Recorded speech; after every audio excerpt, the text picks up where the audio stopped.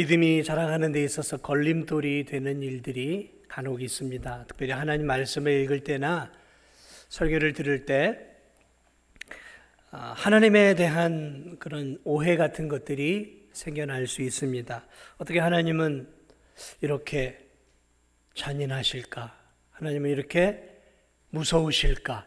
특히 이 구약을 읽다 보면 그런 하나님을 우리가 종종 만나게 됩니다. 두려운 하나님, 무서운 하나님, 때론 잔인하신 하나님, 자비가 없는 하나님처럼 우리가 느껴질 때가 있어요. 그런 것들이 우리의 신앙의 성장에 걸림돌이 될 수 있습니다.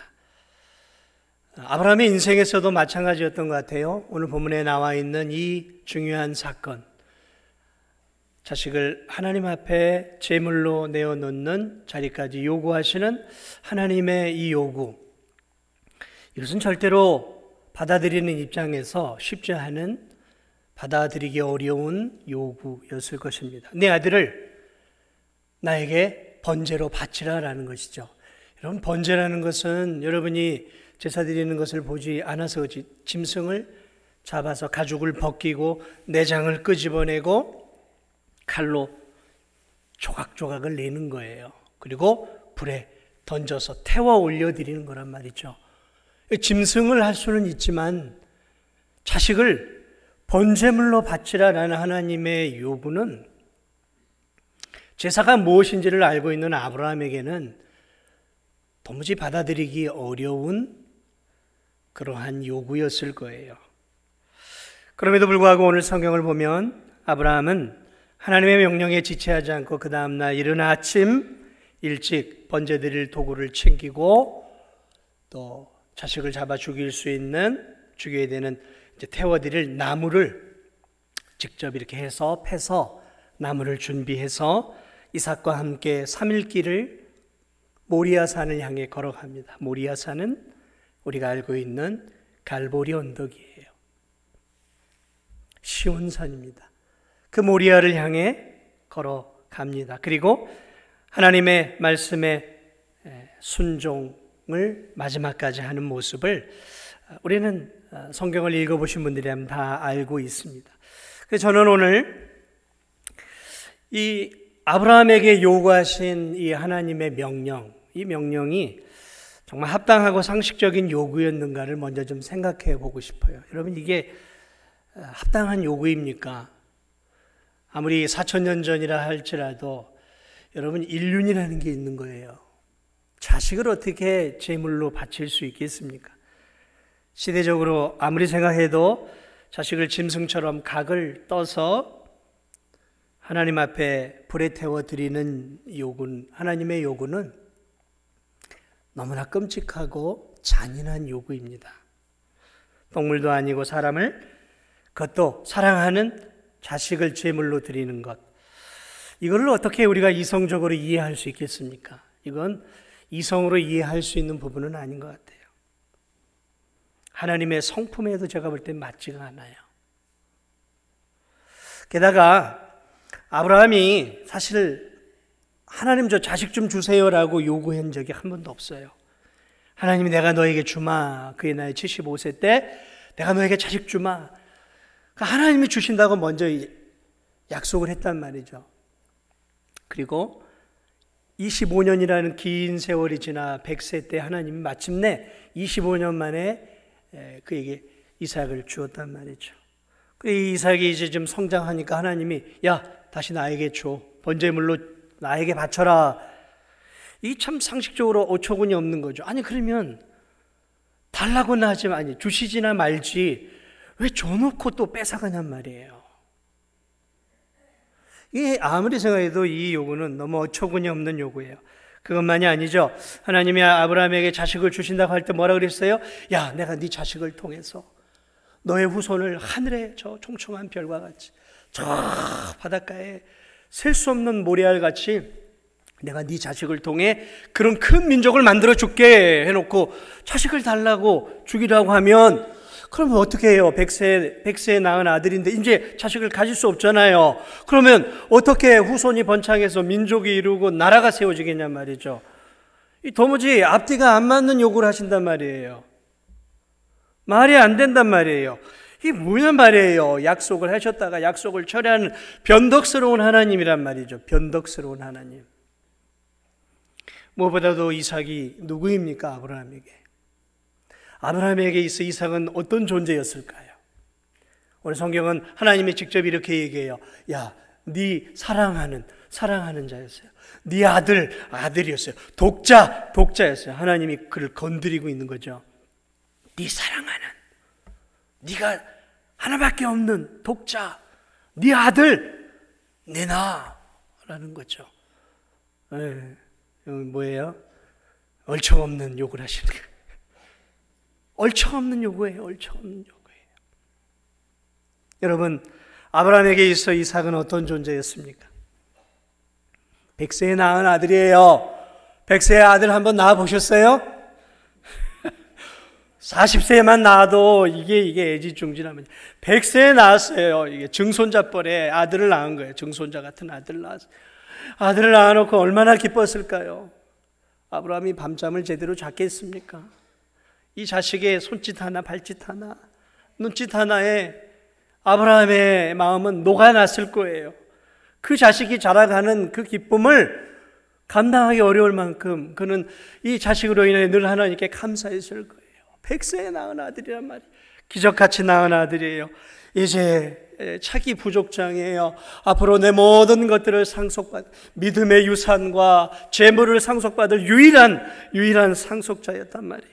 아브라함의 인생에서 이삭을 빼버리면 뭐가 있겠어요? 아무것도 없어요.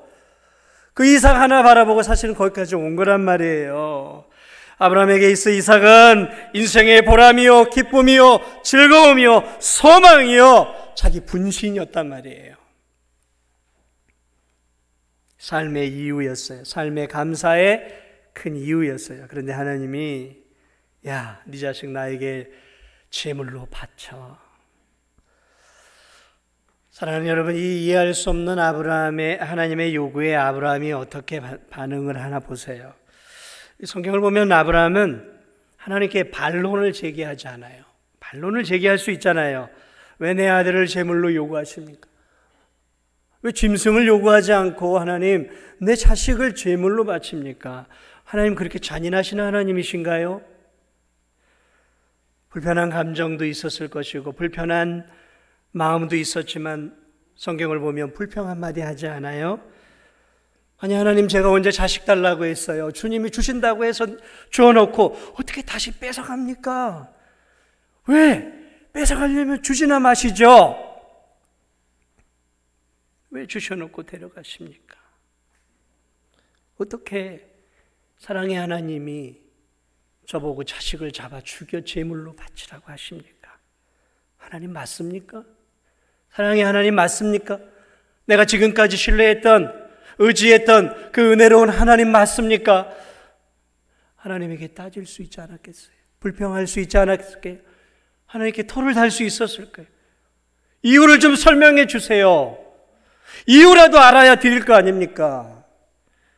그러나 아브라함은 이유도 묻지 않아요. 따지지 않습니다. 변명하지 않습니다.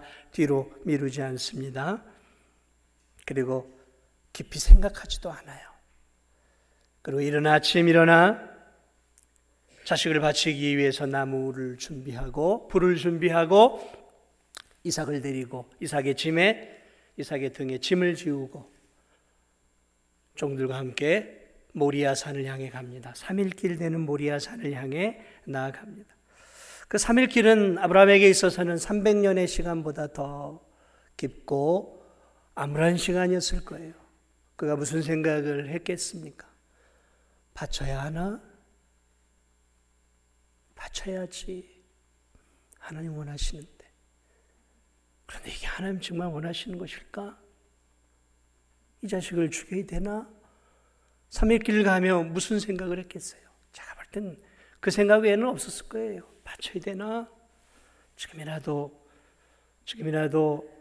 하나님께 따지고 못하겠다고 할까? 그 3일길은 고뇌의 시간이고 어둠의 시간이고 암흑의 시간이었을 거예요. 제사 드릴 장소까지 3일길을 간 뒤에 마침내 그는 모리아산에 자신의 아들을 하나님 앞에 온전하게 내어 드리죠. 도대체 아브라함은 어떤 하나님을 믿었을까요? 어떤 하나님을 믿었을까요? 오늘 저와 여러분은 성경 66권을 갖고 있습니다. 그러나 아브라함의 시대에는 아직 성경이 기록되지 않은 시대였어요. 성경이라는 게 없었어요. 그저 경험한 하나님에 의존했어요. 경험한 하나님, 체험한 하나님이에요. 체험한 하나님. 도대체 아브라함은 어떤 하나님을 알고 있었을까요? 그는 이삭을 드리기 전까지 대략 한 40여 년 정도의 시간을 하나님과 동행하죠. 그 40여 년 동안 그가 알고 있었던 하나님, 그 하나님은 어떤 하나님이었을까요? 아브라함은 자신의 뜻 안에서 만물을 주관하시는 절대 주권의 하나님을 분명하게 믿었던 것 같아요. 절대 주권의 하나님.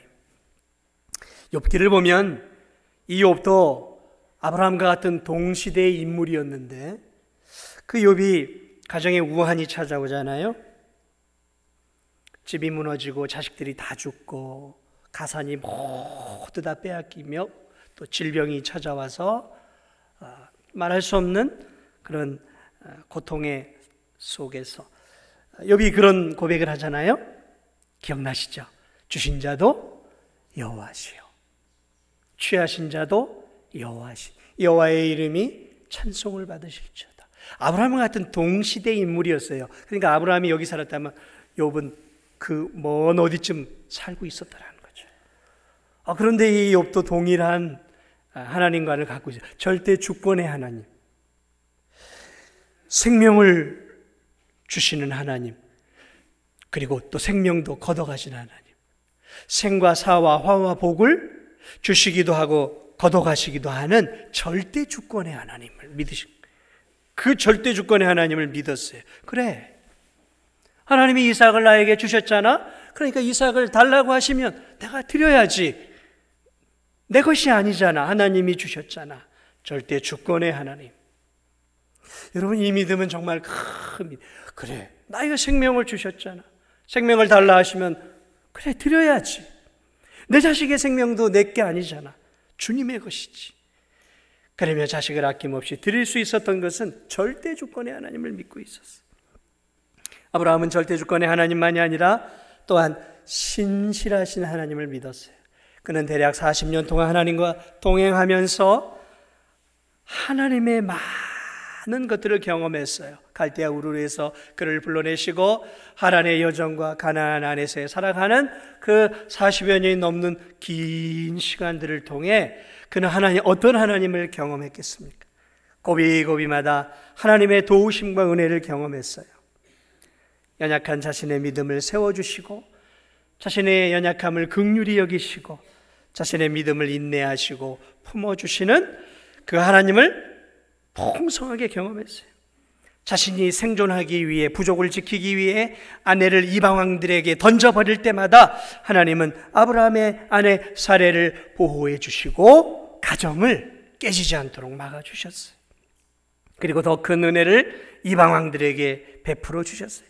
아브라함은 하는 일마다 복이 되었어요. 형통했어요.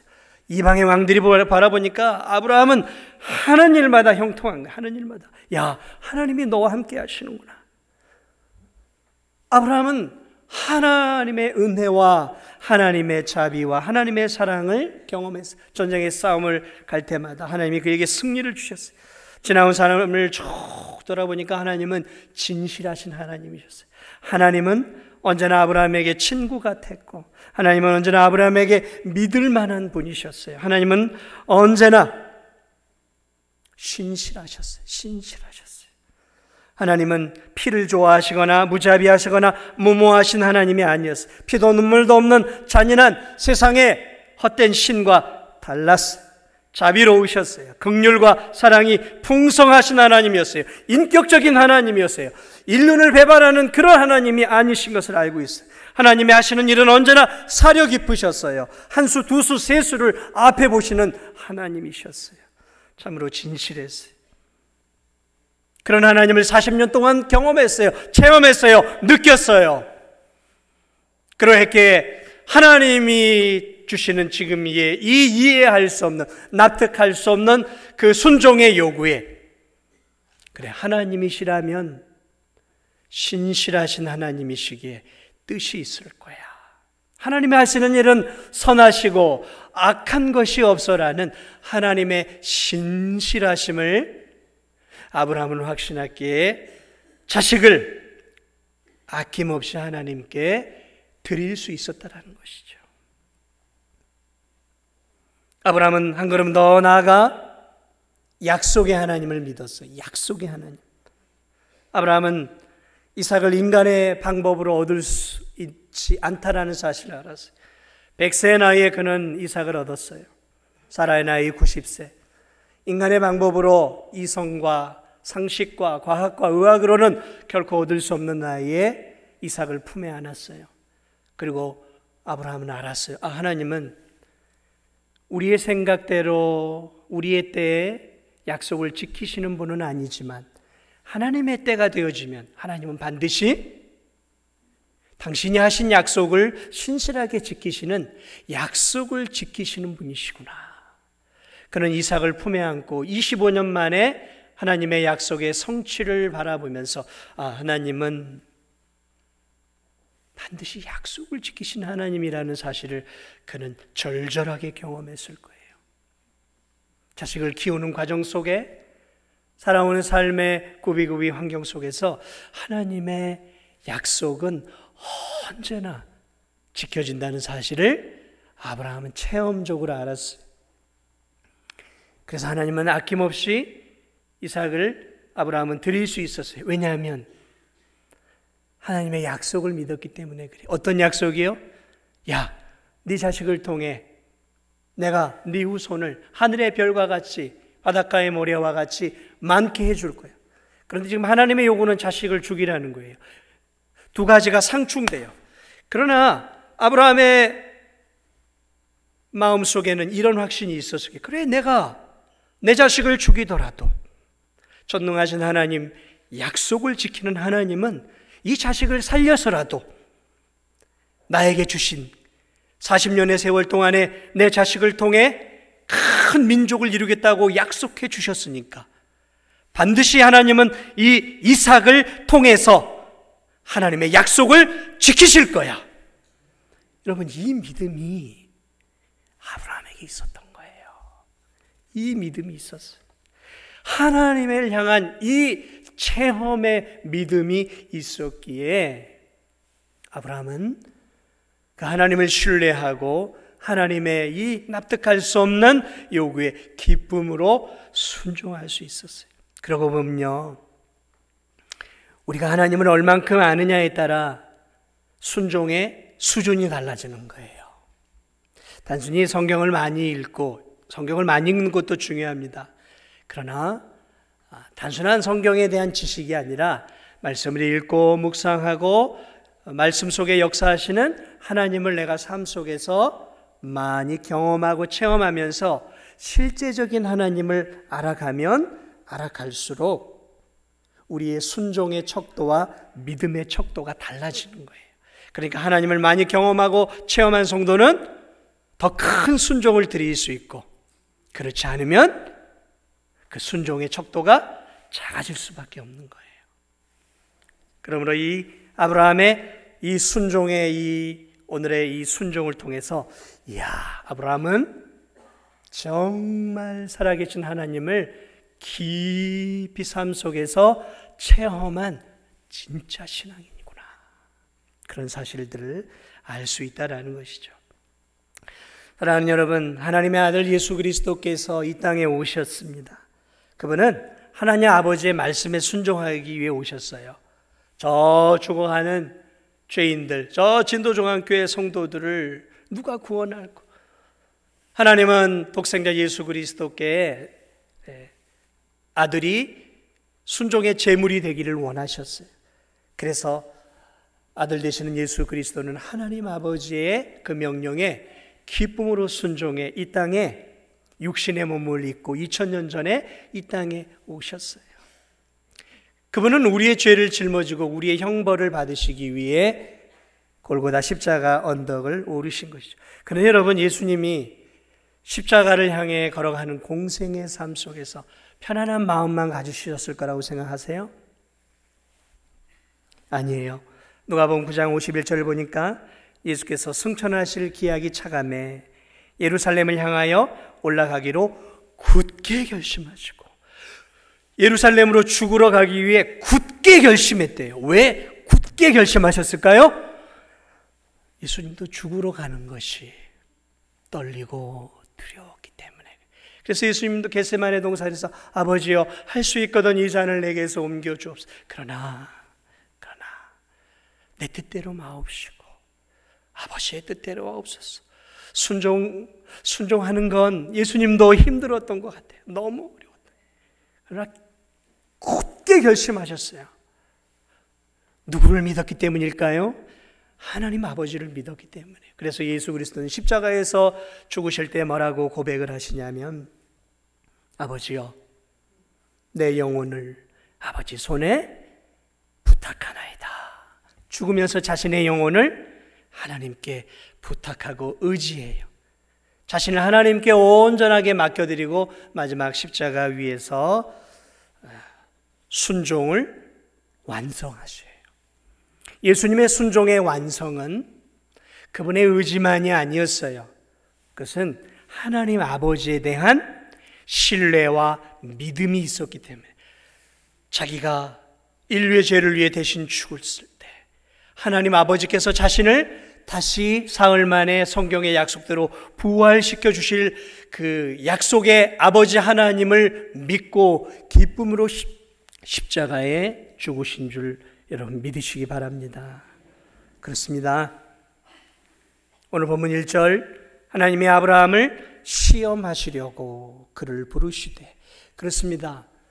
하나님이 아브라함에게 주셨던 것은 시험이었어요. 테스트였어요. 테스트. 어떤 테스트였을까요? 하나님은 이 테스트를 통해 아브라함을 오고 오는 모든 성도들의 믿음의 조상으로 세우길 원하셨어요. 믿음의 조상으로. 그래도 적어도 한 인간 정도는 오고 오는 모든 믿는 자들의 믿음의 표본이 있어야 될 거 아니겠어요? 그래서 하나님은 아브라함을 오고 오는 모든 성도들의 믿음의 표본으로 믿음의 최고봉의 자리에 오르게 하시고 싶었어요. 그래서 아브라함에게 감히 보통 성도들에게 주시지 않는 큰 테스트를 주셨어요. 네 아들 이삭을 바쳐라. 아브라함의 인생에서 가장 귀하고 소중하고 자신의 생명보다 더 사랑하던 것이 독자 이삭이었어요. 네가 최고로 사랑하는 내 아들을 제물로 바치라는 거죠. 바칠 수 있겠느냐라는 것이죠. 주님의 이 시험은 아브라함에게도 불같은 시험이었어요. 그러나 아브라함은 하나님을 온전히 신뢰함으로 이성과 상식으로 이해하기 힘든 이 시험을 통과해 지금의 믿음의 조상이 될 수 있었던 것이죠. 하나님은 그를 믿음의 조상으로 만들고 싶었어요. 믿음의 본으로 만들고 싶었어요. 우리들에게 한 인간이 가질 수 있는 최고의 믿음과 순종의 본을 보아라. 그게 모리아 산에서 자기 아들을 바친 아브라함의 믿음이에요. 그래서 아브라함은 우리의 믿음의 조상이에요. 믿음의 조상. 한 부자 청년이 있었어요. 어렸을 때 십계명을 잘 지켰던 이 청년. 근데 이 청년이 예수님께 왔어요. 예수님, 저 영생을 얻고 싶어요. 예수님이라면 저에게 영생을 얻을 수 있는 길을 알려주실 것 같아요. 그래. 예수님이 이 청년을 사랑의 눈으로 바라봤어요. 그런데 가만히 보니까 이 청년이 물질을 더 사랑해요. 그래 너에게 영생을 주마. 대신에 네가 가지고 있는 그 큰 재산을 다 팔아서 가난한 자에게 주고 나를 따르라. 그럼 내가 너에게 영생도 주고 내 제자로 삼아주마. 하나님의 아들이 약속해 주셨어요. 그런데 이 청년이 곰곰이 생각해 봅니다. 그리고 결정을 해요. 그리고 예수님의 제안을 거절합니다. 예수님은 알았어요. 이 청년의 이삭은 물질이었어요. 그리고 이 청년은 슬픈 얼굴을 띠고 영생이 되시는 하나님으로부터 돌아서 영생으로부터 멀어져 가는 인생이 되어집니다. 그에게 있어 이삭은 물질, 돈이었어요. 예수님은 오늘 이 청년에게 요구하듯이 오늘을 사는 우리들에게 동일한 요구를 하십니다. 야, 네가 가장 사랑하는 게 무엇이냐? 나냐? 아니면 다른 것들이냐? 주님은 아브라함을 시험하듯 테스트하듯 오늘 이 청년을 테스트하듯 오늘을 사는 우리들을 테스트해. 야, 너의 이삭은 무엇이냐? 여러분, 우리가 이 땅에서 가장 사랑하고 의지하고 신뢰하는 게 있다면 그게 우리의 이삭이에요. 우리의 이삭은 우리의 생명일 수 있습니다. 생명 같은 시간일 수도 있고요. 돈, 물질, 또는 사랑하는 자녀, 부모, 또는 배우자, 어떤 사람에겐 술, 어떤 사람에겐 친구, 어떤 사람에겐 도박, 어떤 사람에게는 권력, 명예, 뭐 이런 것들이 그 인생의 이삭이 이삭. 여러분의 이삭은 무엇입니까? 우리는 하나님을 믿으면서도 하나님께 드리지 못하는, 하나님보다 더 사랑하고 신뢰하는 우리의 이삭이 있을 수 있어요. 그 이삭을 내려놔야 믿음의 높은 단계로 올라갈 수 있는 거예요. 하나님은 우리들에게 성경 전체를 통해 주일 성수를 요구하십니다. 야, 안식일을 기억하여 거룩히 지켜라. 주일날 오전에 예배 드리는 것도 귀하지만 하나님이 요구하는 것은 주일 전체를 하나님이 기뻐하는 한 날로 드리는 거예요. 생명 같은 하루, 여러분 세상은 생명 같은 이 하루를 얼마나 즐깁니까? 그 하루 갈 곳도 많고 만날 사람도 많고 또 경조사도 얼마나 많이 있습니까? 적당히 예배 드리고 적당히 내가 하고 싶은 것들을 하고 싶은 거예요. 이 생명 같은 하루를 하나님을 위해서 예배 드리고 하나님 나라를 위해 살아간다. 오늘날 주일 성수하는 게 너무너무 어려워요. 주일 성수의 의미 안에는 야, 생명 같은 너의 시간보다 너 나를 더 사랑하느냐라는 믿음의 테스트예요. 믿음의 테스트. 주일 성수는 하나님을 향해 내 사랑하는 시간을 드리는, 이삭을 드리는 믿음의 테스트이기도 하는 거예요. 그러므로 주일날 하나님께 나와 예배드리고 이 하루를 거룩하게 주님을 위해 살아가는 것은 하나님 앞에 내 이삭을 드리는 거예요. 하나님은 성경 전체를 통해 우리들에게 11조를 요구하세요. 11조는 우리 수입의 10분의 1이에요. 여러분, 이 시대에 가장 중요한 게 뭐라고 생각하세요? 제가 볼 땐 돈이에요, 돈. 이 시대에 믿는 자나 안 믿는 자에게 너무너무 중요한 건 돈이에요. 갈수록 물질의 파워가 세져가고 있어요. 물질의 파워가 세져. 이번에 저 빈살만 왔죠. 사우디에. 우리나라 재계 총수가 무슨 하인처럼 옆에 쫙 도열에 있잖아요. 다 앉아가지고 뭘 원하시나. 돈이 권력이에요, 요즘은. 돈이 권력입니다. 그 빈살만 앞에 그냥 재계 총수들이, 삼성도 세계적인 기업 아닙니까? 그런데 그 총수가 다 이러고 전하 이러고 있어요. 왜 하나라도 뭘 더 따내야 돈을 더 벌 수 있습니까? 오늘 이 시대의 돈은 우리의 우상이 되어버렸어요. 이 시대의 진정한 이삭이 되어버렸어요. 하나님이 11조를 요구하는 것. 여러분, 하나님이 무슨 돈의 굶주리신 분입니까? 양의 굶주리신 분이십니까? 야, 네가 이 시대의 이삭을 나에게 드릴 수 있겠느냐라는 거예요. 이 시대의 이삭. 하나님, 내가 다 드리겠지만 이 물질만은 좀 제발 11조는 제가 좀 드리기 어렵습니다. 그렇게 마음 깊은 곳에 생각하죠. 하나님, 내가 이거 어떻게 드리? 그리고 또 이런저런 이야기를 드려. 11조는 구약시대에 이스라엘 백성들에게 요구하는 것이, 영이신 하나님이 무슨 물질이 무슨 필요하겠어요. 저 목사가 돈을 사랑하니까 돈을 원해서 달라고 하는 거 아니에요. 하나님 마음의 중심을 받으시는 거지 무슨 물질을 받으시겠어요. 나름의 여러 가지 이유를 들어서 11조를 드리지 못해. 그러나 정직하게 보면 11조를 드리지 못하는 진짜 이유는 뭘까요? 아까운 거죠. 돈을 사랑하기 때문에 그래요. 피 같은 돈을 하나님 앞에 드리는 게 아깝죠. 하나님 말씀에 순종하기보다는 이걸로 더 붙잡는 게 내게 더 유익이라고 생각하기 때문이죠. 이 돈이면 내가 고생 좀 덜하고 자식 교육 더 잘 시키고 내가 지금보다 더 내 삶을 윤택하게 살 수 있죠. 사랑하는 여러분, 하나님은 우리 성도들에게 11조를 요구하십니다. 네가 목숨처럼 가장 사랑하는 그 물질의 이삭을 10의 1을 나에게 드릴 수 있겠느냐라는 거죠. 네가 정말 돈보다 나를 사랑하느냐? 그럼 한번 보여줘 봐. 그렇습니다. 우리 교회에서 연말에 교회 일꾼 집사를 뽑을 때에도 당회에서는 바로 이 최소한 이 두 가지를 봐요.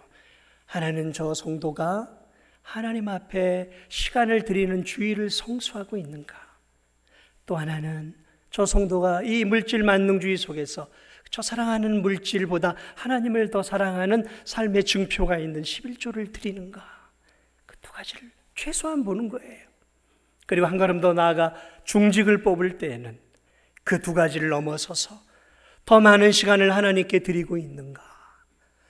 자신의 재능을 사용해 하나님 나라와 영광을 위하여 드리고 있는가? 헌신하고 있는가? 자신의 소중한 이삭들을 아낌없이 주를 위해 드리고 있는가를 바라보고 자신을 드리는 그런 귀한 성도들이라면 이 진도중앙교회를 짊어지고 갈 수 있는 그러한 중직이 될 수 있겠구나. 그래서 그런 분들을 중직으로 뽑는 거예요. 집사가 되고 중직이 되는 것은 명예가 아니라 헌신의 양이에요. 헌신의 양이에요. 사랑하는 여러분, 하나님은 우리를 살리시기 위해 예수 그리스도를 보내주셨고 예수님은 자신의 피와 살을 우리를 구원하시기에 다 쏟아내셨어요. 하나님은 우리의 믿음이 아브라함처럼 저 모리아 산까지 올라가기를 원해요. 모리아 산 위에서 자기 자식을 드렸던 아브라함처럼 우리가 우리의 이삭을 하나님 앞에 아낌없이 드리기를 원하는 거죠. 모리아 산은 그러므로 믿음의 정상이에요.